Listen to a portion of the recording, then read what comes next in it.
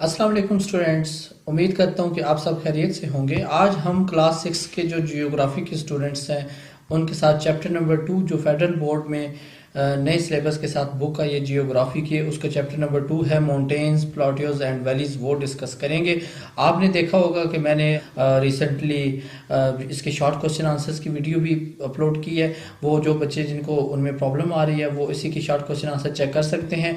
तो इस वीडियो में हम लॉन्ग क्वेश्चन आंसर डिस्कस करेंगे। जैसे कि आपके एक्सरसाइज का फर्स्ट लॉन्ग क्वेश्चन है, नेम 3 टाइप्स ऑफ प्लाटियोज, के 3 किस्म के जो सतह मुर्तफा हैं वो उनके नाम बताएं and explain how they were formed, और ये भी वजाहत करें कि वो कैसे वजूद में आई।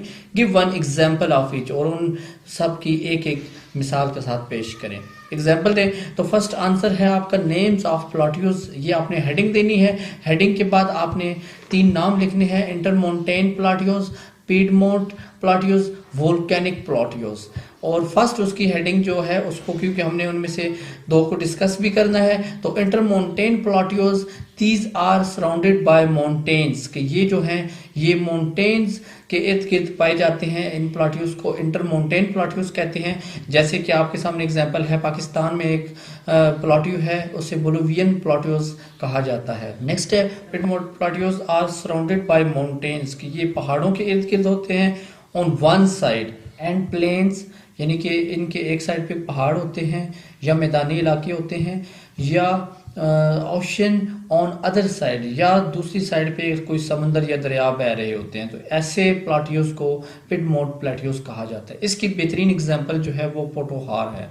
Number 3 is volcanic plateaus. आतिशफशां सतह मुर्तफा कैसे होते हैं? When a volcanic spread successive sheet of molten lava over vast area, volcanic plateaus are formed, कि जब ये आतिशफशां फटते हैं, लावा जमीन के अंदर जो होता है वो फटता है, तो वो फिर बाहर उसकी सतह, जमीन की सतह से बाहर निकल आता है और फिर वो फैल जाता है आगे पीछे। ऐसे सतह मुर्तफा को वोल्केनिक सतह मुर्तफा कहा जाता है। एग्जाम्पल है Deccan plateaus. Question number 2, what are the different types of valleys, के मुख्तलिफ किस्म की वादियाँ कौन सी हैं? एक्सप्लेन एनी 2 ऑफ देम, उनमें से 2 एक डिस्कस करें। तो आंसर है there are following types of valleys, की मुख्तलिफ किस्म की वादियाँ हैं। First river valley, glacier valley, flat floored valley. River valley की आपने हेडिंग देनी है कॉपीज पे, और आपने मेंशन करना है कि river valleys are associated with rivers, कि ये कनेक्टेड हैं। एसोसिएटेड मीन कनेक्टेड, मुंसलिक हैं, जुड़ी हुई हैं दरियाओं के साथ, यानी कि जो भी मतलब छोटी छोटी वादियां हैं, पहाड़ों के अंदर से चश्मों के फूटने से जो वादियां वजूद में आती हैं, उनका सारा जो रास्ता है वो दरियाओं में आता है।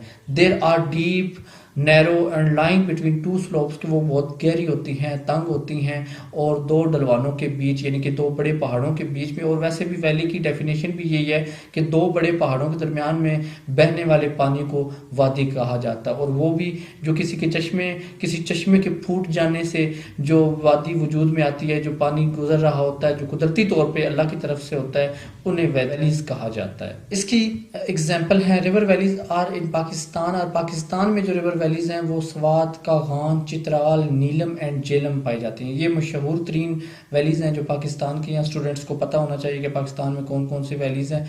Number 2 is glacier valley. It develops a U shaped profile, कि ये यू शेप प्रोफाइल में होती है, यानी कि उसके कुछ ऐसा चक्कर होता है जो यू शेप की फॉर्म में होता है। U shaped valleys have steep side and flat floor, कि बिल्कुल हमवार सतह पे ये बहती होती हैं। These are the result of glacial erosion, ये ग्लेशियल अरूजन्स के नतीजे में आती हैं। जैसे कि पहाड़ों पे जो मतलब ठंडे इलाके हैं, मरी हो गया, कश्मीर के कुछ इलाके जहाँ पे बर्फ़ सारा साल जमी रहती है, फिर इन गर्मियों के मौसम में जून जुलाई के मौसम में जब गर्मी आती है, धूप पड़ती है, तो वो बर्फ़ जो है वो पिघल जाती है, और उनसे फिर पानी जो कन्वर्ट होता है वो वादियों की शक्ल इख्तियार कर देता है, और फिर उन वादियों को ग्लेशियर वैली का नाम दिया गया है। Question number 3 is what are the effects of physical environment on humans, के जिस्मानी माहौल के इंसानों पर क्या असरात होते हैं? तो answer is effects of physical environment on humans. तो आंसर में आपने हेडिंग देनी है effects of physical environment on human, के इंसानों पे जो जिस्मानी माहौल के असरात हैं वो ये हैं। First is mountains provide pastures, forests and tourist spots, कि जो पहाड़ हैं वो मुहैया करते हैं चरागाहें, जंगलात और स्याही जो घूमने फिरने की जगह होती हैं। जैसे कि पास्चर्स चरागाहें होती हैं, चरागाहें यानी कि जहाँ पे घास और पौधों से ढकी हुई ज़मीन होती है, जहाँ पे जानवर सारा दिन जो है वो चरते हैं और घास खाते हैं और फिर शाम को वो घर में लेके जाते हैं उन्हें। जंगलात में मुख्तलिफ किस्म की हम लकड़ी हासिल करते हैं और फलों के कई दरख्त होते हैं, जो कि पहाड़ों की वजह से है कि वहाँ पे बहुत से दरख्त होते हैं, हम फर्नीचर के लिए ये यूज़ करते हैं। और मोस्टली फिर पहाड़ जो डेकोरेशन वाले होते हैं, एक ब्यूटिफिकेशन होती है पहाड़ों की, नेचुरल ब्यूटी है, तो ये लोग दूर दूर से आते हैं और उनकी बुलंदियों और उनकी खूबसूरती को देखने आते हैं। Number 2 point, the climate has a profound effect on vegetation, कि आबो हवा का एक बहुत बेहतरीन असर होता है पौधों पर। क्रॉपिंग पैटर्न, जो फसलों के लगाने के जो तरीके होते हैं। लाइफ स्टॉक, मवेशी यानी कि जहाँ पे भी जानवरों का एक झुंड होता है, ग्रुप होता है, और कोई भी फार्म जो होता है, जो जानवरों का भेड़ों वाला फार्म या भैंसों वाला फार्म, उनको लाइफ स्टॉक कहते हैं। एंड फार्मिंग यानी कि किसान वाला जो खेती बाड़ी का काम करना होता है उसके रिलेटेड, उसे फार्मिंग कहते हैं। Number 3 point is plains are utilized for agricultures, के जो मैदानी इलाके हैं उन्हें एग्रीकल्चर के लिए यानी कि ज़राअत के लिए, ज़राअत खेती बाड़ी, फसलें उगाना, जंगलात काट के वहाँ पे सब्जियाँ उगाना, ये प्लान्स एरियाज जो हैं उसके लिए इस्तेमाल किए जाते हैं। Number 4 point is plateaus provide forest and minerals, के जो मुस्तता मुर्तफ़ा हैं वो भी जंगलात और मादनियात मुहैया करते हैं। तो जो जिस्मानी माहौल पे जो इंसानों पे असरात होते हैं वो 3-4 चीज़ें हैं, माउंटेन्स, क्लाइमेट्स, प्लान्स एंड प्लाटियोज। ये 3-4 चीज़ें, इनका रोल क्या होता है इंसानों पर और जानवरों पर, ये जितनी भी जो लिविंग थिंग्स हैं, वो इसका आंसर था। तो ये बच्चों आज के लिए इतना ही।